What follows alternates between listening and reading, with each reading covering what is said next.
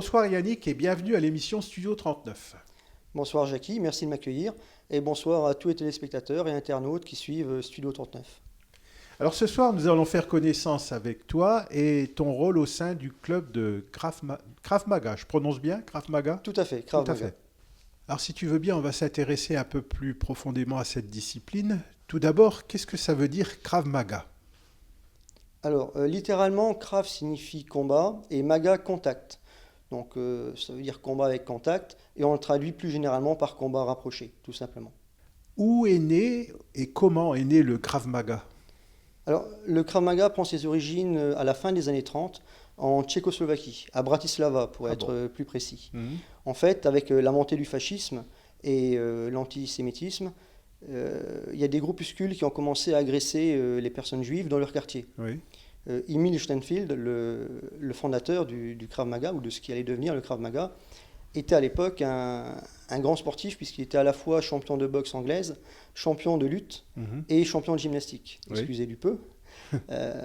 En montant un groupe armé pour défendre ses concitoyens Oui. dans son quartier, il a pris part à de nombreuses bagarres de rue, forcément. Et de là, il s'est aperçu que la boxe anglaise est très efficace et la lutte également, mais par contre, pas totalement adaptée au combat de rue, Mhm. puisque les deux disciplines ont chacune des règles, ce qui est normal pour Oui. la sécurité de leurs pratiquants. Or, dans la rue, il n'y a pas de règles. Mhm. Et de la même manière qu'en boxe, on a un gant et des bandes qui nous protègent en partie, dans la rue, on n'a pas ces ustensiles. D'accord. Et toute cette logique a fait qu'il a dû développer des principes spécifiques pour pouvoir se défendre efficacement contre un ou plusieurs adversaires dans la rue. Alors, bien sûr, ces agissements n'ont pas plu aux autorités, il a dû quitter le pays et il s'est dirigé vers ce qui allait devenir plus tard la terre d'Israël, Mhm. où il a continué à peaufiner ce qui était le Krav Maga. Il l'a peaufiné, il l'a enseigné à la Haganah et ensuite au Tsahal, donc les forces israéliennes. Et jusqu'en 1964, cette discipline a été classée secret militaire. À partir de 1964, la discipline a commencé à être enseignée aux civils. Oui. Et vers les années 80, la discipline a émigré d'Israël Oui. pour aller d'une part aux States via Darren Levine, Oui. qui a développé et enseigné au FBI et au SWAT par exemple, au Brésil avec Kobe Liechtenstein, qui l'a beaucoup enseigné aux armées, ou encore en Europe avec Richard Duyeb, qui est son représentant officiel, et qui lui a enseigné à une unité qui n'est plus très nécessaire de présenter aujourd'hui, qui est le fameux GIGN, pendant 13 ans. D'accord. À l'armée, j'ai appris le close combat. Est-ce que il y a des atomes crochus avec le Krav Maga? Oui, C'est similaire? alors tout à fait Jackie, puisque en fait le Krav Maga, le close combat c'est du combat rapproché. Oui. Et le Krav Maga est à l'armée israélienne à la base, Oui. ce qu'était le CAC ou le close combat Mhm. à l'armée française. Ah d'accord. Oui. Mhm. C'est exactement la même optique, Mhm. une self-défense sans concession qui doit être utilisée par les militaires et enseignée rapidement. C'est pourquoi en Israël, les militaires partent après seulement 2 semaines d'enseignement du Krav Maga, ils peuvent être lâchés au front. Pourquoi pratiques-tu cette discipline plutôt qu'une autre? Alors, tout dépend de ce que l'on recherche au départ. Moi, je suis arrivé au Krav Maga. Auparavant, j'avais quelques notions de karaté, de jujitsu et d'aïkido. Et ma recherche a toujours été orientée vers la self-défense. Donc, c'est tout naturellement que je me suis porté ensuite vers le Krav Maga. Et je suis tombé amoureux de la discipline de par son pragmatisme, sans concession et son souci du réalisme. Quel est ton grade dans le Krav Maga? Alors, je suis 4e dan. Et en Krav Maga, le programme technique va jusqu'au 5e dan. Au-delà, c'est purement honorifique. Est-ce que c'est suffisant pour la ceinture noire pour enseigner le Krav Maga? Non, fort heureusement. Et je m'en explique. On peut être un excellent technicien ou un très bon combattant et pour autant ne pas savoir transmettre ce que l'on a nous-mêmes appris. Si on prend un exemple tout simple, Mike Tyson est un très grand champion de boxe anglaise. Oui. Pour autant, je ne suis pas persuadé qu'il soit capable de retransmettre ce qu'il a appris en dehors de son ring. D'accord. Oui, il faut de la pédagogie. Tout à fait. D'accord. Donc, pour enseigner le Krav Maga, de la même manière qu'on a appris les bases techniques, il y a une école d'apprentissage pour devenir instructeur de Krav Maga, avec une formation pédagogique adéquate. Est-ce que tu vis de cette discipline? Absolument pas. Je suis pour Catnum totalement bénévole, de même que les 8 autres instructeurs du club. Quels sont les points clés que vous enseignez aux élèves? Alors, une des premières choses qu'on va enseigner aux élèves, c'est de travailler lentement. Le défaut principal des débutants est de vouloir apprendre vite et on pense souvent que pour apprendre vite, il faut travailler vite. Or, il est connu qu'on n'apprend pas à courir avant de savoir marcher. Donc on va devoir décomposer les mouvements, les travailler lentement, de manière à avoir le geste le plus pur possible. Et une fois que le geste est compris en travaillant doucement, forcément, quand on va accélérer, ça va aller tout seul.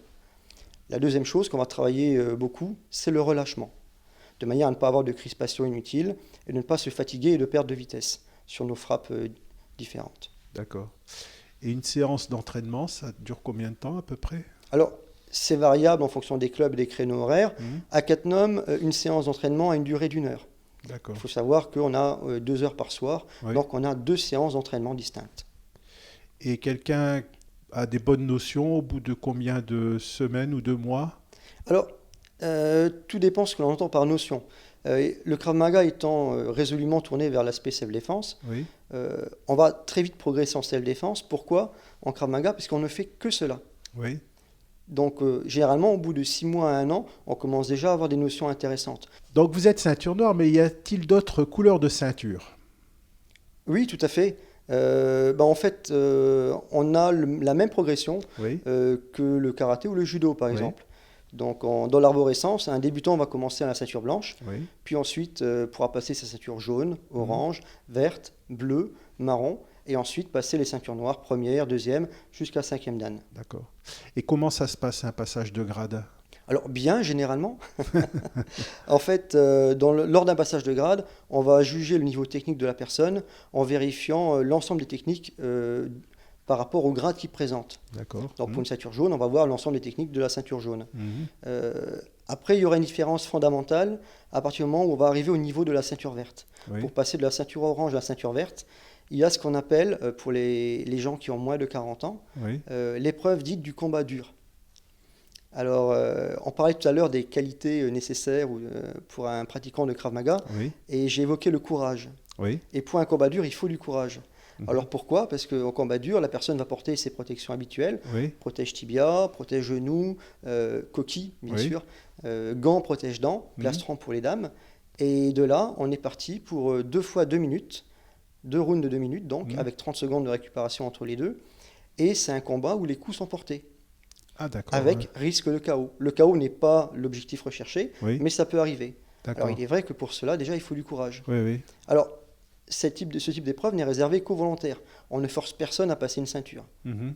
Par contre, au-delà de 40 ans, le combat dur se transforme en combat souple, et là, les coups ne sont pas portés. Alors, une petite question. À quel âge peut-on commencer l'apprentissage du Krav Maga? Alors, ça dépend des clubs. Sur Cattenom, nous acceptons les mineurs à partir de 16 ans. Et ensuite, il n'y a pas limite d'âge, ce n'est celle de la santé de la personne et de son envie de pratiquer. Pour le Cattenom, par exemple, l'élève le plus âgé a 69 printemps. Ah, quand même. Oui. Et le plus jeune? Le plus jeune a 16 ans. 16 ans, oui, très bien. Comment est suivi le parcours d'un pratiquant de Krav Maga? Alors, dans son club de rattachement, le pratiquant de Krav Maga va recevoir un passeport Oui. passeport sportif, comme on le trouve d'ailleurs dans beaucoup de disciplines, Au que ce soit judo, judo, oui, ou oui, karaté ou aikido par C'est exemple. ça. Sur ce passeport va être notifié à la fois son grade et les différents stages qu'il va suivre. Par exemple, quand j'ai des gens qui viennent de Toulon, de Marseille ou de Suisse à mes stages, sur le passeport, je note la date, le lieu, l'intitulé du stage et je le signe. De D'accord. cette manière, son professeur pourra tracer le suivi de stage qu'il a effectué. Et quelles sont les qualités nécessaires pour pratiquer le Krav Maga? Bon, les qualités principales, je dirais le respect, la non-agressivité, du courage et de la persévérance. Quels sont les bienfaits que vous observez sur les pratiquants du Krav Maga? Alors, si on se place sur un plan physique, Oui. dans un premier temps, il y aura une amélioration notable du cardio. Mhm. Ce qui est logique, il y a des exercices tels que des pompes, des abdominaux, courir, flexion, etc. Donc le cardio va se développer. Et puis une autre amélioration notable également, c'est les qualités psychomotrices. La personne va être plus à l'aise dans son corps, elle va apprendre à découvrir son corps si elle n'a jamais fait de sport auparavant. Oui. Et puis une meilleure coordination dans l'espace. D'accord. Donc ça, c'est pour le plan physique. Sur un plan mental, bien sûr, la personne va gagner en assurance de soi, en toute logique. Attention à ne pas avoir trop d'ego et être trop sûr de soi, ça serait un piège. Donc là, on rejoint la notion d'humilité également et de lucidité qu'il faut pour un pratiquant.